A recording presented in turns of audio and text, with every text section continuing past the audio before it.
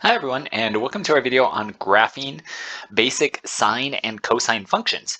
So to begin, so if you have the printout, it might be worth clicking that YouTube link to check out a different visual.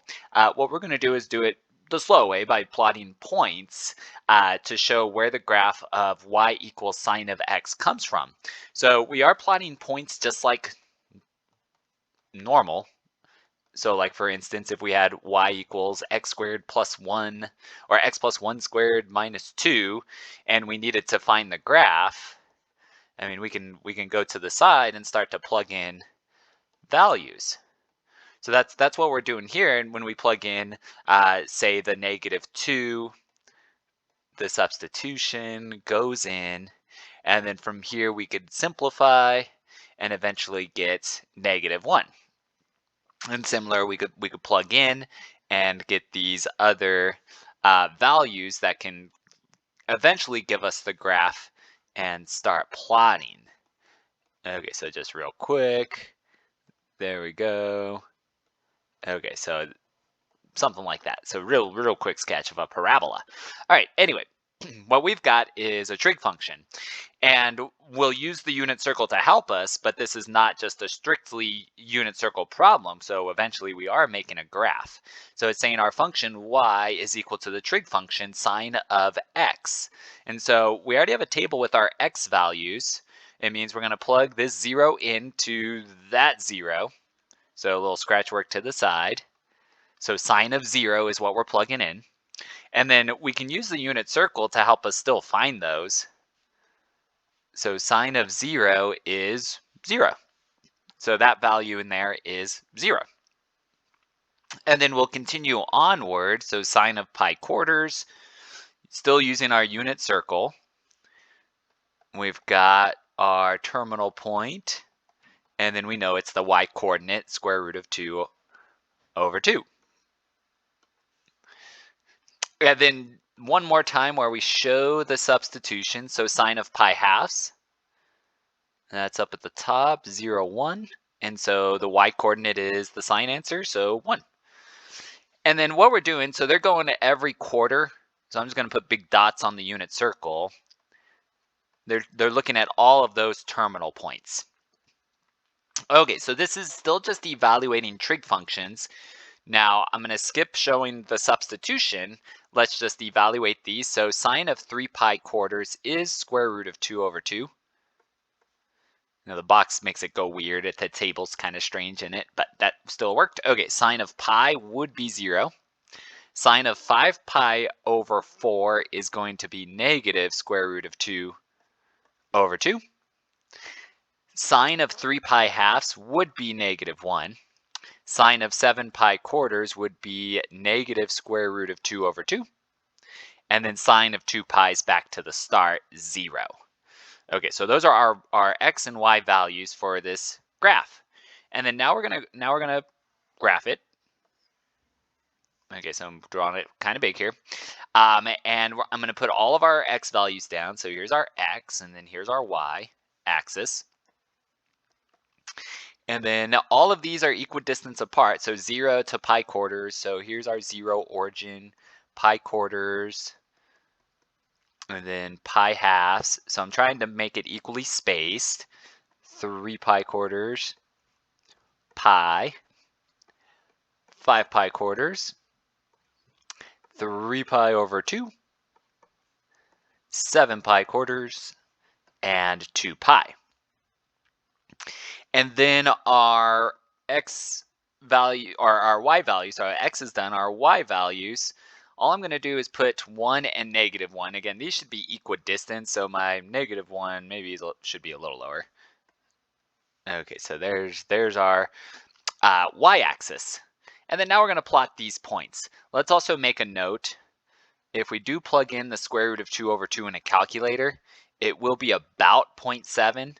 So that would make it a little easier for us to graph for this problem. Okay, so but plotting these points, we've got 0, 0, that's on the origin.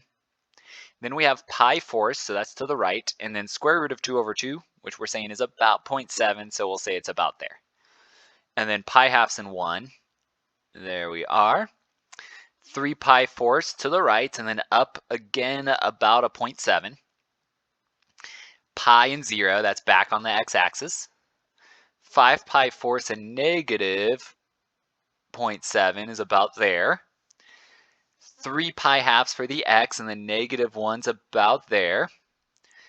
7 pi force and negative 0.7 is about there. And then 2 pi and 0 is there. And then we know, oh, with graphing, it's connect the dots. We know it's curvy because it's not a linear equation. So we just try our best to draw a curve connecting these dots the best we can. Okay, so the bottom got a little weird there. Let me just, there, that's better. Okay, so that is our sine curve, the most basic sine curve. So this is y equals sine of x. Now we know that the unit circle does keep going.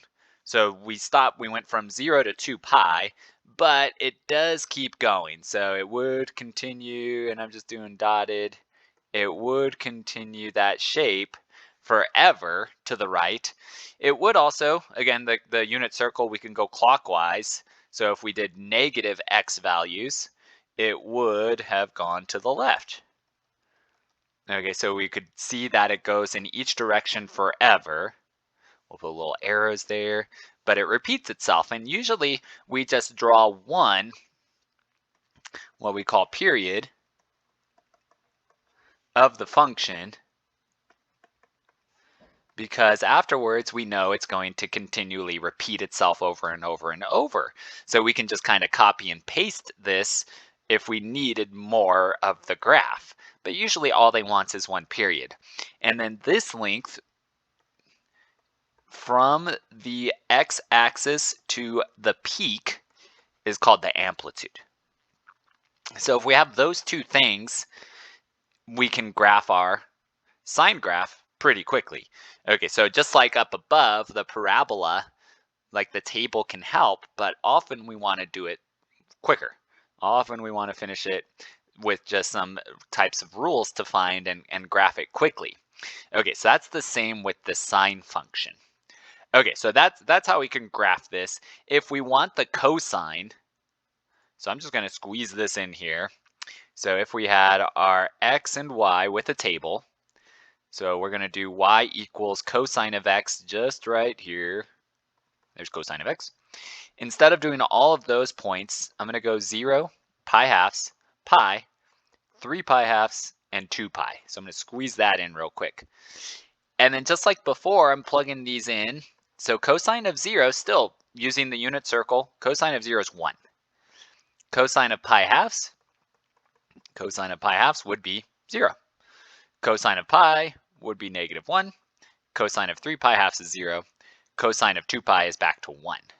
So our cosine curve, so I don't have as many points, but we're going to figure out how to break it down still. So here's our 0, pi halves, pi, 3 pi halves, and then 2 pi. And then we could plot that. We'll say 1's up there, negative 1's about there. And we'll plot those points. There they are. And then now again, we know to connect them with a curve, so we know it's not just straight lines. So try your best to draw this type of curve. There we are. So there's our y equals cosine of x function. And just like sine, it would start to repeat itself in each direction if we do need more of it. But often, again, we just graph one period. Okay, so notice the sine function starts at 0, 0. The cosine function starts at 0, 1. So that's the difference between the two, but after that, they look very similar. Also note, so I'm going to highlight, often we just want these important points on the x-axis because that's where the peaks and the x-intercepts are. And notice that those that I'm highlighting, so same deal, it's where the peaks and the x-intercepts are. Notice that those values with the pi in them are our quadrant important information here on the unit circle. Okay, so if we can know those, we can make quick sketches and do these problems without making a table every time. Okay, so let's see that in a different video. Okay, so that was our introduction. Now we'll get to more advanced graphs. Okay, so thanks for watching. See you next time.